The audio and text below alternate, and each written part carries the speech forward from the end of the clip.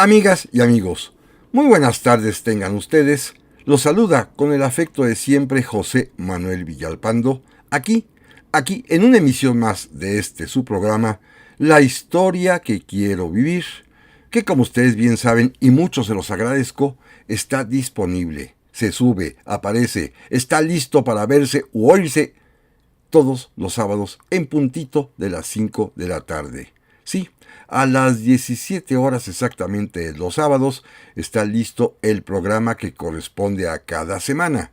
Ese aparece cada 8 días, repito, exactamente a las 5 de la tarde, lo cual no es obstáculo para que ustedes, cuando gusten, cuando quieran, cuando lo deseen, cuando puedan, cuando ustedes manden, puedan visitar el canal de YouTube de José Manuel Villalpando, valga la redundancia, por supuesto, en el cual van a encontrar literalmente más de 500,000 de programas anteriores. Ahí están en el canal para que ustedes lo vean cuando lo deseen, cuando quieran. También quiero reiterar, como siempre lo hago, que este programa, La historia que quiero vivir, que el canal de YouTube de José Manuel Villalpando, no están monetizados, que no tienen fin de lucro, que no se obtiene dinero por ellos, que es un programa y un canal dedicado exclusivamente a la difusión, a la divulgación de la historia, por ese gusto, por ese compromiso, por esa pasión compartida entre ustedes y yo por saber del pasado. Eso sí, les reitero, como siempre lo hago, que están a su disposición las vías electrónicas que permiten comunicarnos, bien sea a mi correo villalpandohistoriador@gmail.com, a mi página de Facebook Villalpando y la Historia, o bien en los comentarios que permite este mismo canal. Gracias, amigas y amigos, por su compañía, por su presencia, por estar juntos para platicar de historia, para recordar el pasado, y si les parece bien, vamos a dar inicio al programa de hoy.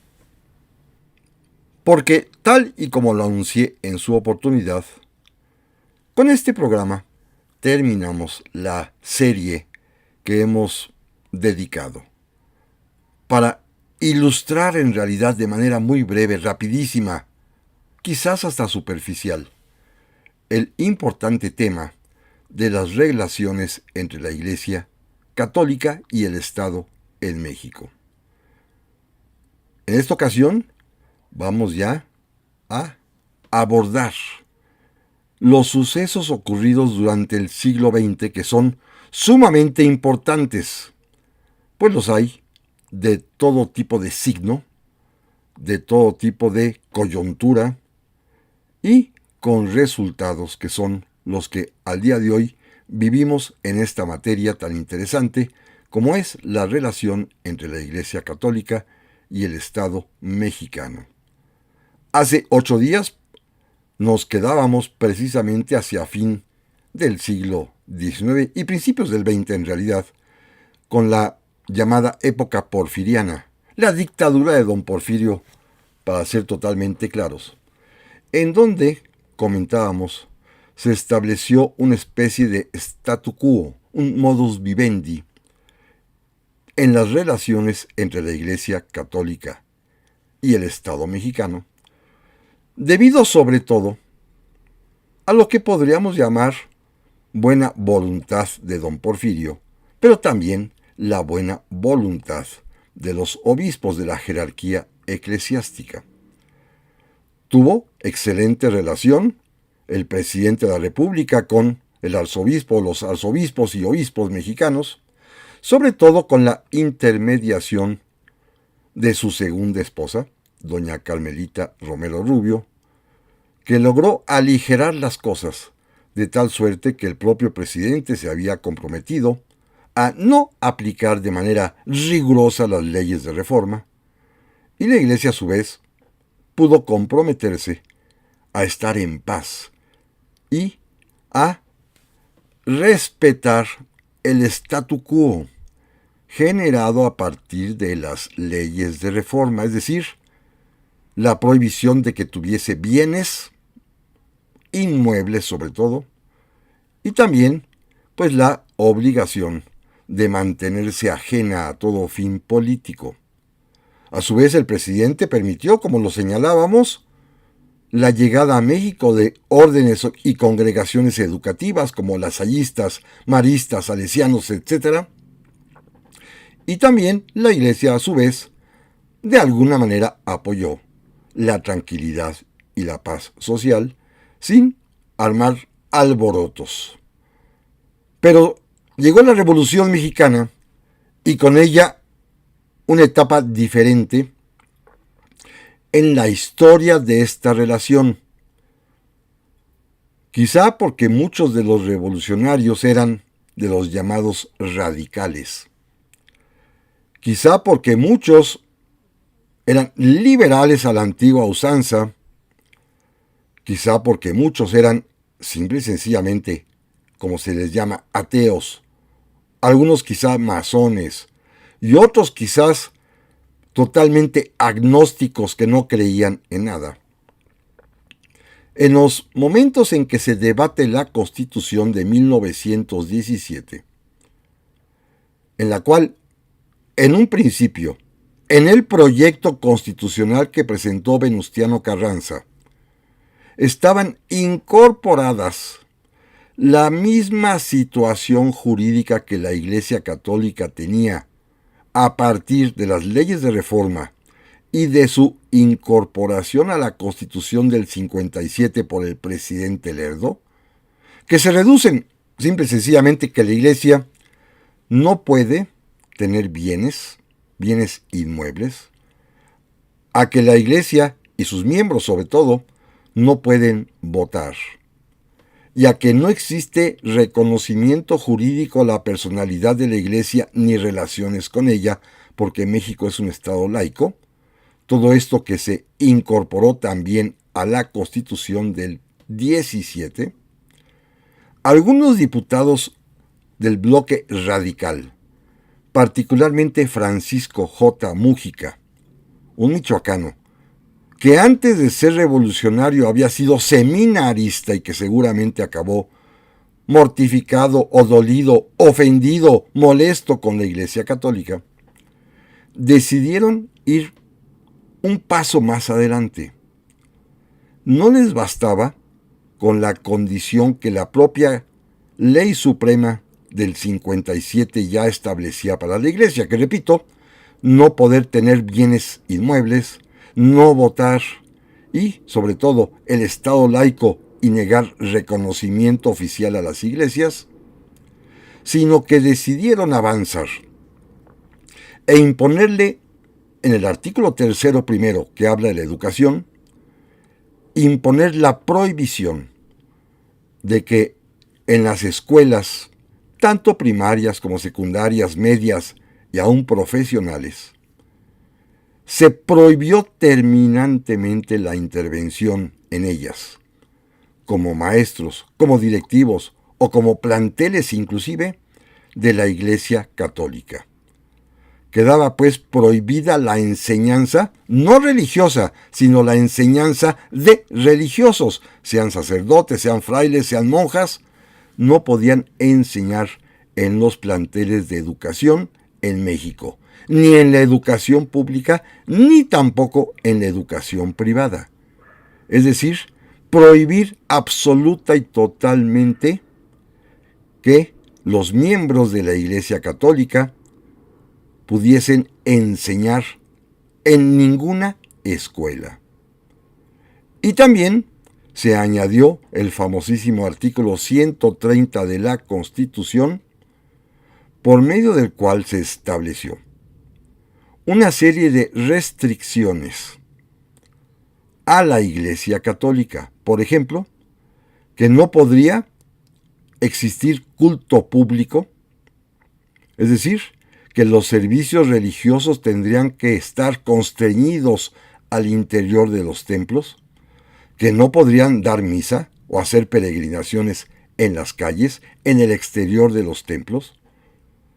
Se prohibió también, por ejemplo, que los sacerdotes, que las religiosas, no puedan andar con sus trajes ordinarios para el servicio religioso, de sotana o de hábito, en el exterior de los templos o de los conventos, Se volvió a establecer, por supuesto, y se ratificó que no habría voto a los sacerdotes, que no habría relación con la Iglesia y que además tendrían prohibido difundir, hacer propaganda, hablar, explicar en los templos cuestiones de índole política. Además, se delegaba a los estados de la República el fijar, el establecer el número de sacerdotes católicos que podrían operar en cada una de las entidades federativas.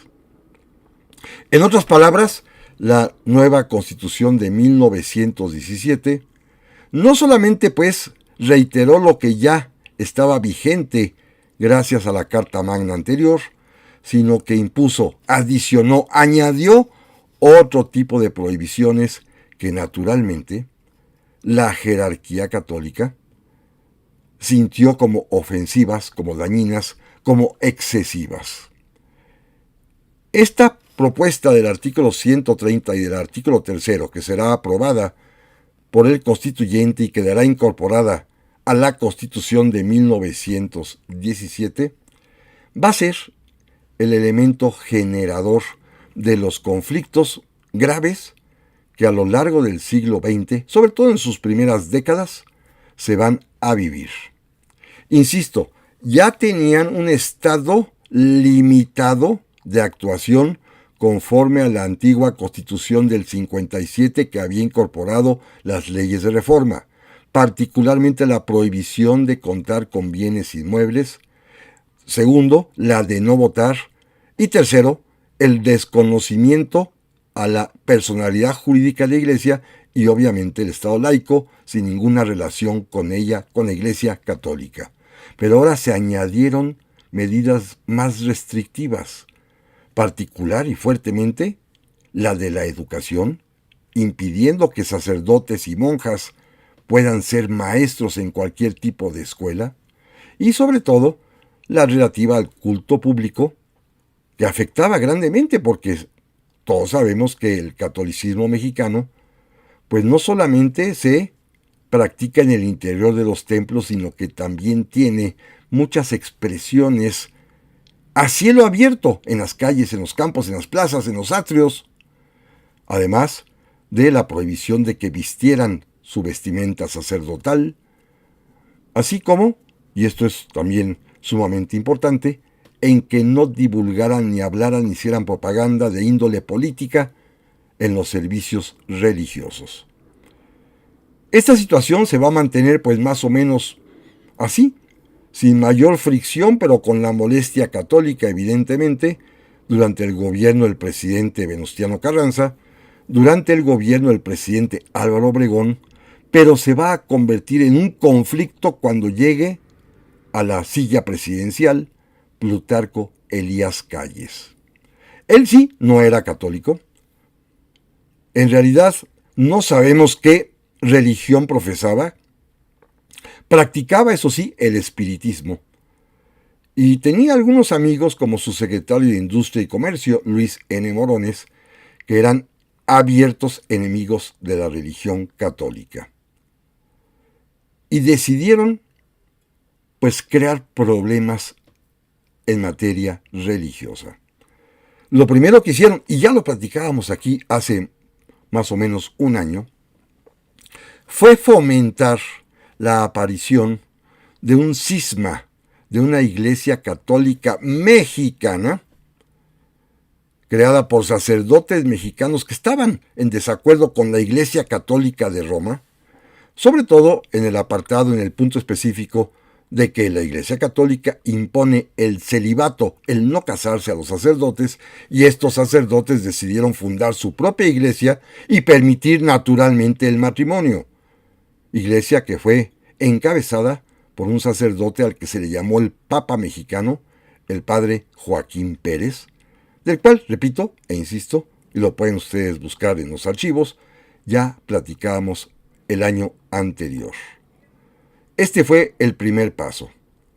Naturalmente una respuesta inmediata por parte de la jerarquía eclesiástica mexicana, de los arzobispos, de los obispos, que de inmediato comenzaron a hacer declaraciones que eran publicadas en los periódicos, criticando, atacando estos sucesos, tanto la fundación de la Iglesia Católica Mexicana cismática como finalmente hablaron en contra de las diversas disposiciones constitucionales que tanto los lastimaban. Y otro asunto que causó también una gran molestia entre los arzobispos y los obispos es lo que sucedió en Tabasco. Recordarán que hace un momento comentábamos que la propia Constitución de 1917 delegaba, facultaba a los estados de la República a legislar para establecer el número de sacerdotes católicos que podrían operar en cada entidad federativa. Y en Tabasco, un estado gobernado en ese momento por un personaje radical, Garrido Canaval, se expidió una ley en la cual se estipulaba que allí en Tabasco solamente podrían operar seis sacerdotes católicos, pero escuchen, siempre y cuando fuesen, además, casados. Era, por supuesto, una burla a la Iglesia Católica, en virtud de que se sabe que los sacerdotes son célibes. Bueno, todas estas demostraciones de provocación a la Iglesia, inmediatamente, otra vez, fueron respondidas por los arzobispos, por los obispos, en declaraciones inclusive que eran publicadas y difundidas en los periódicos. Los más importantes de México se hicieron eco, como el Excelsior, el Universal, se hicieron eco de la opinión de los obispos, que evidentemente criticaban no solamente las disposiciones de Tabasco, sino sobre todo las disposiciones contenidas en el artículo 3 y 130 de la Constitución. La réplica del gobierno, la respuesta del presidente Plutarco Elías Calles, va a ser expedir un decreto con reformas al Código Penal, estableciendo diversos delitos y penas, por supuesto, ya sean pecuniarias o de prisión, a las violaciones de los artículos 3 y 130 constitucional, advirtiendo que irían a la cárcel, aunque fuera por cortas temporadas, los sacerdotes, por ejemplo, que hicieran declaraciones públicas en materia política, los que promovieran el culto externo, los que osaran criticar al gobierno, expulsando por supuesto a los sacerdotes extranjeros o religiosos de órdenes extranjeras que vivieran en México, y una serie pues de medidas drásticas que ponían en serio predicamento a los miembros del clero mexicano. La respuesta por parte de los católicos, quizás con la intervención de los obispos, no está bien aclarado, será que se establece la Liga de Defensa Religiosa, una organización que tenía por finalidad luchar por lo que ellos llamaban los derechos de los católicos, inclusive los derechos de tener misa donde quisieran, de ser educados como quisieran, de poder participar en eventos religiosos y litúrgicos, en fin. Y por supuesto, de oponerse a un Estado que ellos llamaban dictatorial, que quería acabar con la religión católica. Eran civiles fundamentalmente los que formaban parte de esta liga, claro, con la presencia de algunos sacerdotes, pero ellos inmediatamente decidieron comenzar las hostilidades pacíficas, siguiendo estos principios de la resistencia pacífica, y promovieron y organizaron un boicot económico, invitando al pueblo católico a no adquirir determinados productos, a no pagar impuestos, en fin, promover que se cayera la actividad económica para poner al Estado en un predicamento. La respuesta del gobierno del presidente Plutarco Elías Calles fue drástica. Ordenó la detención de los principales líderes de esta Liga de Defensa Religiosa, que estarían algunos días en la cárcel, pero también la detención y puesta en prisión de algunos obispos y arzobispos, aunque serían liberados pocos días después. A partir de este momento, todo ello ocurrido a mediados del año de 1926, va a estallar la Guerra Cristera. Una guerra, un conflicto armado entre el pueblo en armas que defiende la religión. Claro, el concepto es el pueblo en armas. No son más allá de 40,000 en todo el territorio nacional, que deciden hacer la guerra al gobierno mexicano, que tiene, eso sí, la fortaleza de un ejército profesional de más o menos 80,000 hombres. Inicia pues la Guerra Cristera, que en realidad es una especie de guerra de guerrillas, una guerra muy localizada particularmente en los estados que podríamos llamar del centro de México, del Bajío mexicano, en Guanajuato, en San Luis Potosí, en Michoacán, en Jalisco, en Colima, en Nayarit, en Aguascalientes, en Zacatecas. Una guerra, pues, que tiene sobre todo como centro de acción las regiones precisamente y tradicionalmente más católicas de México. Obviamente, para hacer la guerra se requiere de recursos, y los católicos hacían colectas clandestinas para obtenerlos, pero también se requiere de expertos militares, y los católicos pues no contaban en sus filas más que con voluntarios muy animosos, la mayor parte de ellos campesinos, y decidieron los líderes de la Liga de Defensa Religiosa contratar a un militar para que fuera el general en jefe. Un militar que había estudiado precisamente en el colegio militar, que había sido parte de las fuerzas del ejército de don Porfirio, del ejército de Victoriano Huerta, que estaba en retiro, pero que había sido muy destacado como oficial de artillería con calificaciones muy brillantes y que tenía fama de ser un militar de altísima calidad, el general Enrique Gorostieta. Literalmente lo contrataron. Miren las paradojas mexicanas, estas contradicciones muy propias de nosotros, porque Enrique Gorostieta, hasta el momento en que fue invitado, claro, con un sueldo enorme, 3,000 pesos oro al mes. ¿De dónde salió el dinero? Ese es un misterio.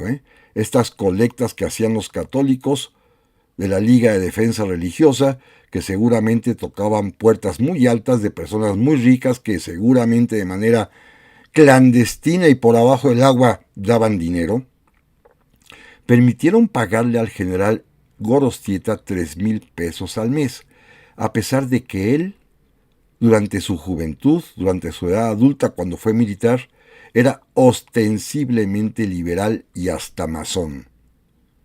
Los católicos recurrieron a un masón para que dirigiera su ejército cristero.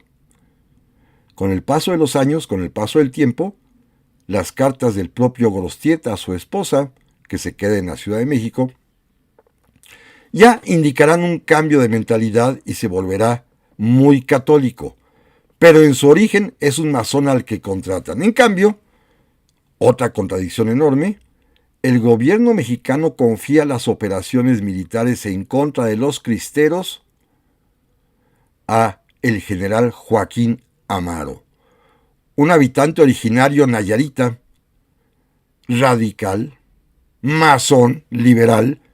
Y fíjense lo curioso: una vez terminada la guerra y una vez andando los años, se volverá profundamente católico y todos sus bienes de fortuna, que eran bastantes, se los va a heredar, se los va a legar para después de su muerte a la Compañía de Jesús, a los jesuitas. Interesantes estas particularidades de la historia de México, en la cual pues se combinan por el fin militar un masón que se vuelve jefe de los cristeros y un general en jefe de las tropas gubernamentales que se convierte en católico devoto al final de sus días. Bueno, la guerra cristera ocasiona sí serios problemas. Se habla de cerca de 200,000 muertos.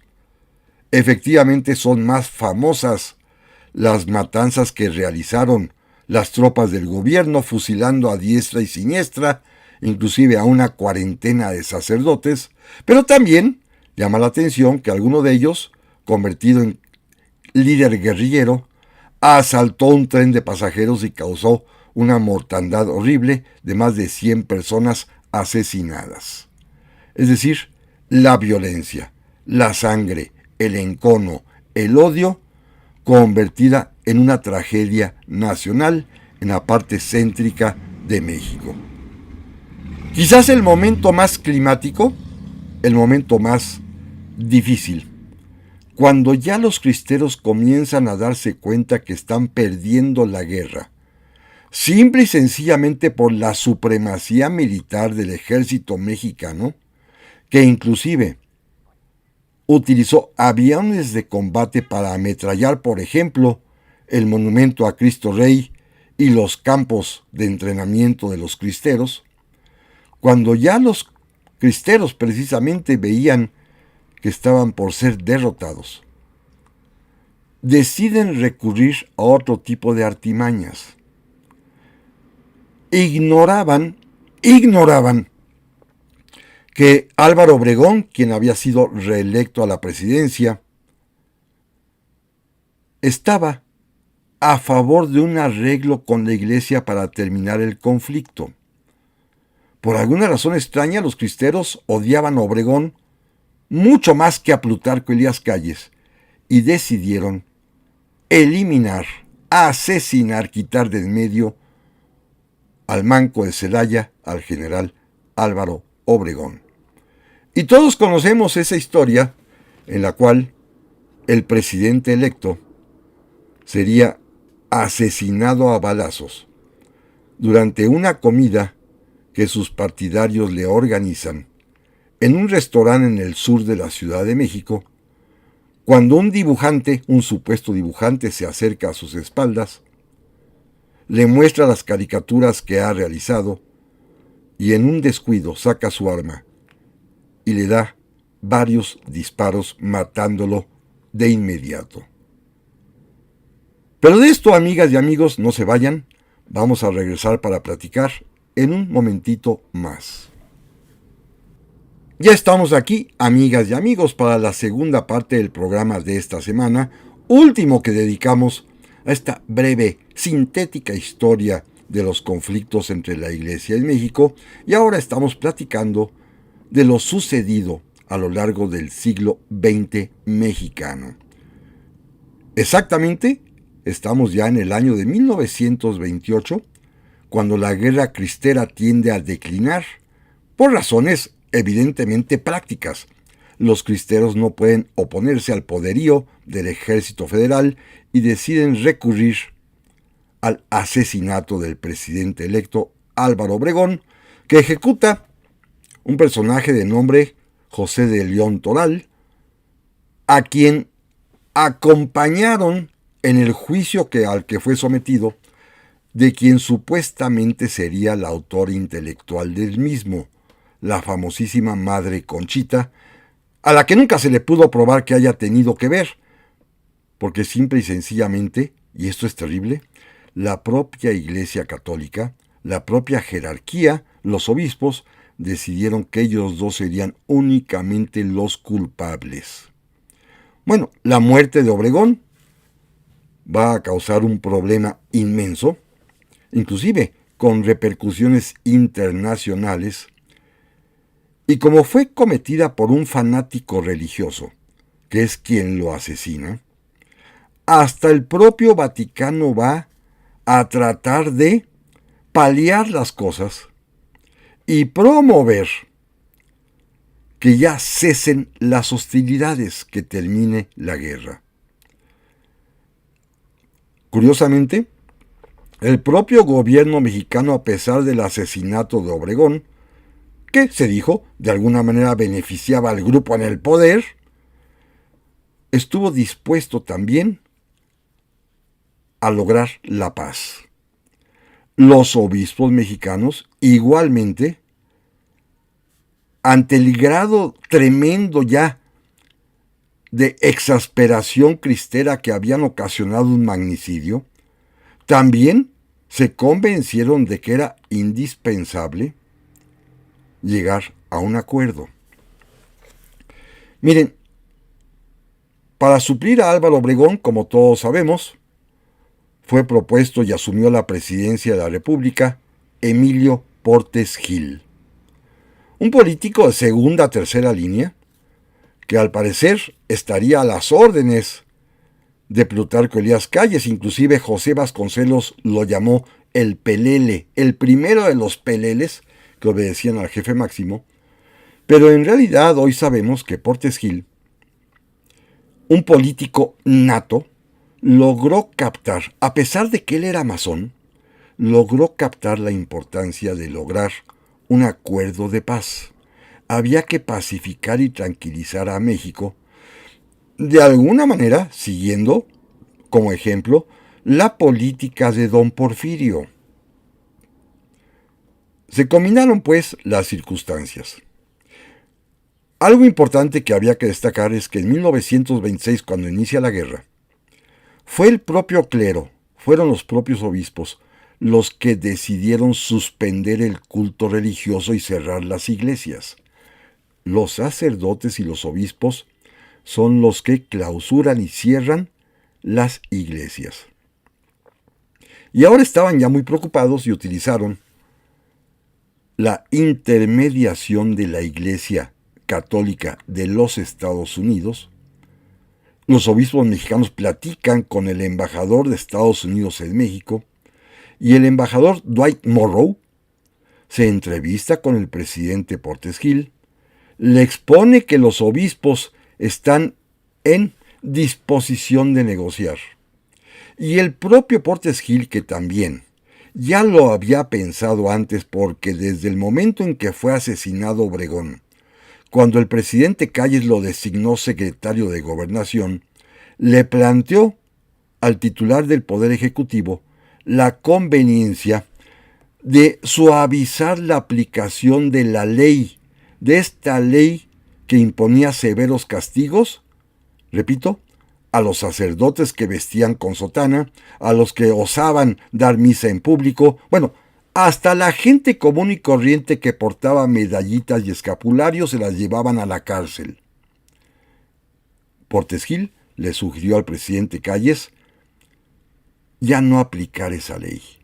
Y cuando fue promovido a la presidencia de la República, con estas ideas que él tenía ya de establecer la paz, vio con muy buenos ojos la intervención del embajador norteamericano y pidió entrevistarse con los obispos y arzobispos mexicanos que vendrán a México, estaban exiliados en Estados Unidos, se entrevistan con el presidente Portes Gil y llegan a un acuerdo muy tipo don Porfirio.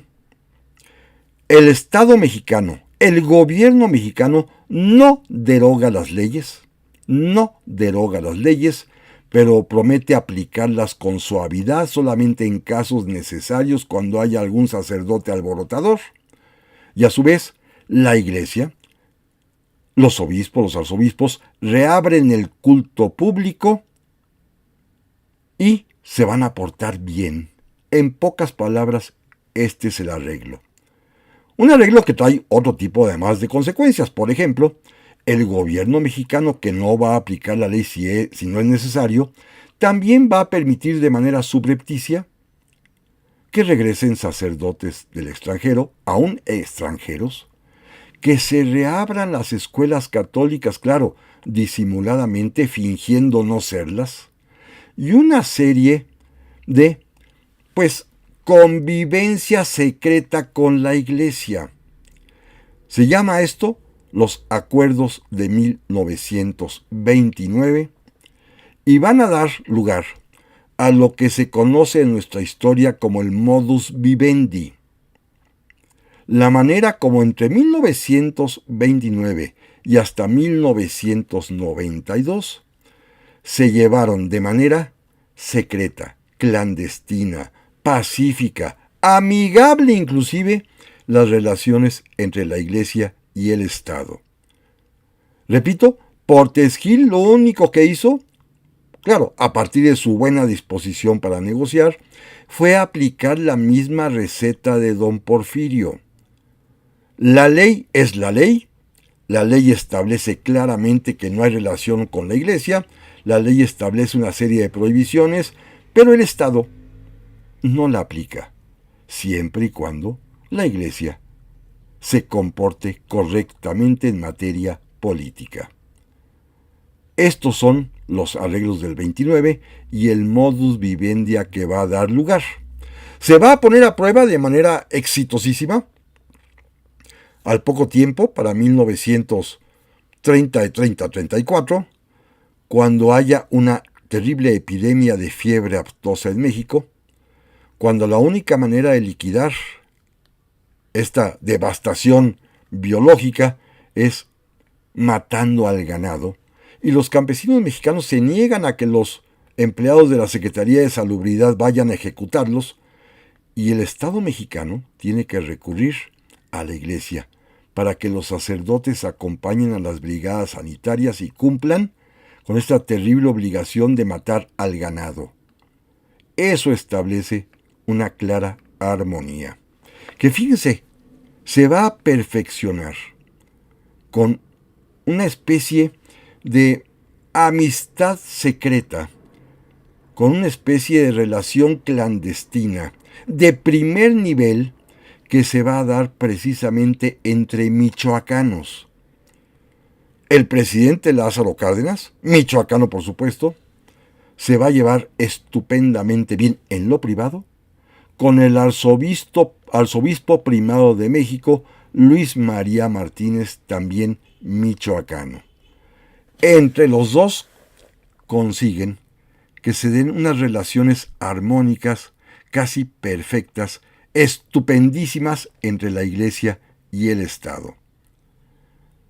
Con todo lo que dicen las leyes, con todo lo que establecía la Constitución, a pesar de ello, y voy a un caso muy concreto, regresaron a México, como ya lo comentaba hace un instante, las órdenes y congregaciones religiosas. Y voy a comentar el caso personal mío. Entre 1929 y 1992, todos sabemos que existieron colegios particulares católicos que obviamente tenían nombres distintos. En el caso mío, por ejemplo, yo asistí a la primaria y secundaria en el Colegio Cristóbal Colón, que era de los lasallistas, de los hermanos de las escuelas cristianas fundadas por San Juan Bautista de la Salle, en donde claramente como escuela particular se impartía no solamente la educación obligatoria que establecían los planes de estudio, sino también educación religiosa. Era abierto y evidente. Y el Estado lo toleraba, y cuando alguna vez llegaba, y esto parece broma, pero es en serio, algún inspector de la Secretaría de Educación Pública, en los salones de clases donde se encontraban cuadros con imágenes, por ejemplo, de San Juan Bautista de la Salle, se les daba la vuelta y en el lado opuesto estaba el retrato de Benito Juárez o de Francisco Ignacio Madero, o de Venustiano Carranza, y así el inspector se iba muy contento de haber supervisado que en esa escuela se impartía educación totalmente laica, lo cual era falso. Pero yo no era el único mexicano en esta condición. Éramos miles o cientos de miles.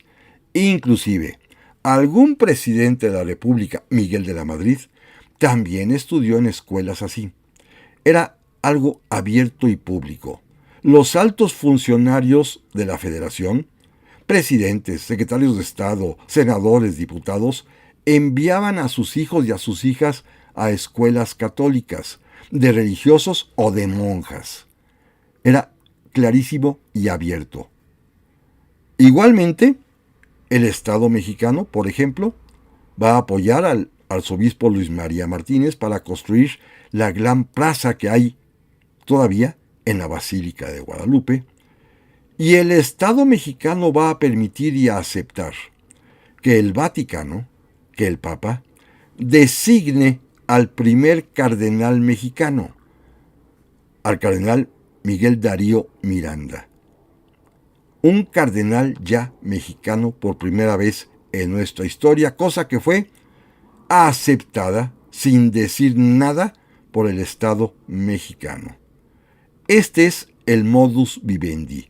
Esta es la manera como las relaciones Iglesia y Estado a partir de 1929, e insisto, como ahorita platicaremos, hasta 1992, se van a llevar en una amistad oculta, clandestina, pero ya sin sofocos, ya sin problemas, ya sin balazos, que eso era lo importante. Pero para afianzar esto, hay un momento interesantísimo en esta etapa del modus vivendi que ocurre durante el gobierno del presidente Luis Echeverría. Fíjense qué peculiar y qué curioso que el presidente Echeverría, de izquierda, un hombre del PRI, por supuesto, fue de alguna manera favorable a la Iglesia Católica. Hay tres momentos importantísimos durante el gobierno de Echeverría que marcan esto. Primero, logra establecer una relación casi directa con el Vaticano a través de funcionarios mexicanos del Banco Nacional Pesquero y Portuario que servían como una especie de mensajeros entre el gobierno de México y el Vaticano para organizar, escuchen amigas y amigos, y ya lo platicamos también el año anterior cuando hicimos la serie sobre los papas y México con motivo del fallecimiento del Papa Francisco, para organizarle al presidente Echeverría una visita, no oficial pero sí pública, al Vaticano para saludar y platicar con el Papa Paulo VI. Es el Estado mexicano a través del presidente Echeverría el que da el primer paso. Para eso, repito, había establecido una oficina clandestina de representación a través de un banco mexicano, pero concertaron la cita y el presidente Echeverría visitó al Papa Paulo VI y al mismo tiempo autorizó y apoyó a través de la banca del Estado, de Banca Somex, el financiamiento para la construcción de la nueva y monumental Basílica de Guadalupe. La que está allá en la villa, la basílica enorme obra del arquitecto Pedro Ramírez Vázquez, fue apoyada y financiada por el Estado mexicano en los días del gobierno del presidente Luis Echeverría Álvarez. Esto es algo importantísimo. Un siguiente paso se va a dar poco tiempo después, en 1978, ya cuando gobierna México el presidente José López Portillo, cuando en Roma, en el Vaticano, hay un nuevo papa, Juan Pablo II, que anuncia su deseo de visitar México. Aquí es un revuelo tremendo. En ese momento es secretario de Gobernación, un liberal masón connotado y distinguido, Jesús Reyes Heroles, quien le explica al presidente López Portillo que conforme a la ley aquella que dictó el presidente Calles para poder regular el artículo 130 prohibiendo el culto público y que los sacerdotes vistieran su sotana, conforme a la ley, el Papa Juan Pablo II, primero, no podría ser recibido en México por ser extranjero, y segundo, menos podría hacer eventos públicos, litúrgicos. Y por supuesto, no podría andar vestido con su sotana papal color blanco. Esto se lo dijo el secretario de Gobernación Reyes Heroles al presidente López Portillo, y López Portillo, ya con una mentalidad mucho más abierta, mucho más práctica, y además también porque él era católico de origen, aunque después se volvería masón, y porque su mamá, eso sí, muy católica, fervorosamente católica y practicante, se lo pidió, el presidente López Portillo, en son de broma, le dijo al secretario Reyes Heroles, ¿y de cuánto es la multa? Porque la ley no se había modificado. Recuerden que dejó de aplicarse y nunca se modificó, pero seguía vigente. Y Reyes Heroles hizo cuentas de las tres faltas que cometería el Papa, primero por ser extranjero en México, segundo por oficiar en público y tercero por vestir la sotana blanca. La suma daban como 500 pesos de multa, y el presidente López Portillo sacó de su billetera lo suficiente en efectivo y le dijo, mire, aquí está la multa ya pagada para que venga el Papa. Y López Portillo recibió en el aeropuerto a Juan Pablo II. No fue una recepción, se dijo oficial, pero el propio presidente con su esposa y su familia fueron a recibir al Papa, quien llegó a México, como todos sabemos, se echó a la tierra, besó la tierra mexicana, y a partir de entonces comienza ese delirio papal que vivimos los mexicanos en varias ocasiones con la presencia de Juan Pablo II, con actos públicos, misas en la basílica en el exterior, en varias partes del país, siempre él vistiendo sotana blanca y con el pueblo arremolinado en torno suyo. Y finalmente es cuando dice aquellas palabras, repitiendo lo que había dicho siglo y medio antes Pío IX, México siempre fiel, México siempre fiel. El Papa Juan Pablo se va a convertir en un peregrino que va a visitar México, amigo del alma, como le cantaron los mexicanos en varias ocasiones, y cuando llegue la hora, ya para ir terminando esta serie, cuando llegue la hora del neoliberalismo, ya con el presidente Carlos Salinas de Gortari, las cosas tenían que cambiar de manera definitiva. Ya eran muchos años de fingir. Desde 1929 con los arreglos y el modus vivendi hasta 1992, el Estado mexicano había fingido, había disimulado, había mantenido relaciones secretas y clandestinas con la Iglesia y que abiertamente ya se habían demostrado con la presencia del Papa en México. Así que el presidente Salinas, como una más de las políticas neoliberales, decidió reformar la Constitución. Sí, reformar la Constitución para establecer las relaciones de la Iglesia y el Estado de México y una serie de principios rectores que hasta la fecha siguen vigentes. Primero, y lo más importante, el Estado mexicano reconoce personalidad jurídica a las iglesias. Ya no solamente es a la Iglesia Católica, es a todo tipo de iglesia establecida, sea cual sea su denominación. Pero nos interesa el tema mayoritariamente del pueblo mexicano católico y por ello hablaremos de la Iglesia Católica. Es decir, se reconocen la existencia de las iglesias.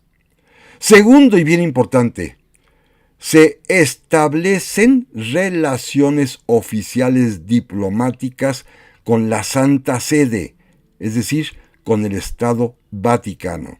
A partir de ese momento, desde el Vaticano van a enviar un nuncio apostólico que equivale a un embajador, y México a su vez enviará a un embajador, un diplomático, para que represente a nuestro país ante el Papa.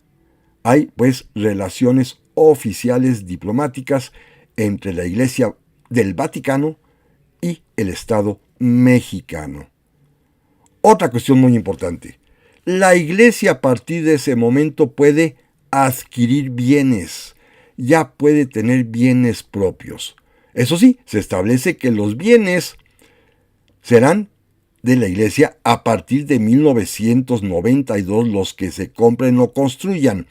Todo lo anterior, los bienes en administración que platicábamos la semana anterior, se quedaron perdidos, ya son propiedad de particulares, y los bienes propios antiguos como templos y conventos siguen siendo de la nación. Pero todo lo que compren, adquieran o construyan a partir de 1992 ya será propiedad de las iglesias. También se permite, como lo había solicitado el presidente Benito Juárez, que los sacerdotes ya tengan voto, ya pueden ir a votar. Los sacerdotes sí, y ahora también las mujeres, las religiosas, las monjas. Todos habremos visto seguramente en los días de elecciones en México cómo, a veces en las filas de votantes, aparecen sacerdotes con sotana y monjas con hábito. Sí, ya tienen derecho de voto, ya lo tienen. También, a partir de 1992 se reconoce oficialmente que las iglesias, y la católica por supuesto, tienen derecho a impartir educación en sus escuelas, educación religiosa. Ya tienen totalmente el derecho. Es decir, cambia la situación por completo, da un giro absolutamente distinto a partir del neoliberalismo del presidente Carlos Salinas de Gortari. Esta es ahora la situación de las iglesias en México.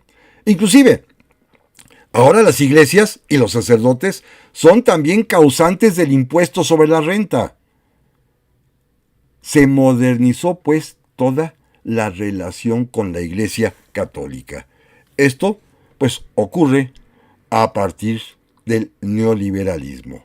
Se acabó la etapa de fingimiento, se acabó la etapa de la clandestinidad y se estableció una relación ya directa que permitió, por ejemplo, ya las visitas posteriores nuevamente de Juan Pablo II, que viene a México ya en esta nueva época de reconciliación y de apertura y beatifica a los mártires cristeros, a quienes habían luchado en 1926 y 1929 a favor de la Iglesia y que fueron aniquilados por el ejército mexicano. Los beatifica a los sacerdotes que fueron fusilados, beatifica también a Juan Diego y, por ejemplo, permite que vengan también después el Papa Benedicto XVI y el Papa Francisco. Es decir, una etapa nueva, una etapa totalmente diferente en la cual pues ya estamos hablando entre personas que tienen condición jurídica similar, porque son mexicanos y algunos extranjeros, pero con derechos humanos que les conceden las leyes en México, y la relación Iglesia-Estado pues transita ya por otros caminos. Claro, se mantiene la prohibición, que no siempre se cumple, de que la Iglesia no intervenga en política, se mantiene la condición de que la Iglesia pues se abstenga a únicamente los servicios espirituales, pero sin embargo también hemos visto que la Iglesia padece. ¿Y cuántos sacerdotes no han sido también víctimas de atentados? Es decir, ya es una época de normalidad democrática en lo que se refiere a las relaciones Iglesia y Estado, que finalmente es una manera, y hay que decirlo con toda claridad, bastante civilizada de poner fin a los conflictos que durante casi 500 años tuvieron la Iglesia Católica y el Estado mexicano, ya sea el Estado virreinal o el Estado independiente. Temas que hemos platicado a lo largo de estos 3 programas y que a mi juicio, espero que lo compartan ustedes, permiten tener pues una visión más o menos completa, breve, sumaria, sinóptica, pero de esta compleja relación que han tenido la Iglesia Católica y el gobierno mexicano, para hacerlo con toda claridad. Una relación de muchos siglos, una relación importante, porque sigue siendo mayoritariamente el pueblo mexicano católico. Amigas y amigas, muchísimas gracias por su atención y primero Dios, y con el favor de Él, aquí nos vemos y nos escuchamos la próxima semana. Pásenla muy pero muy bien.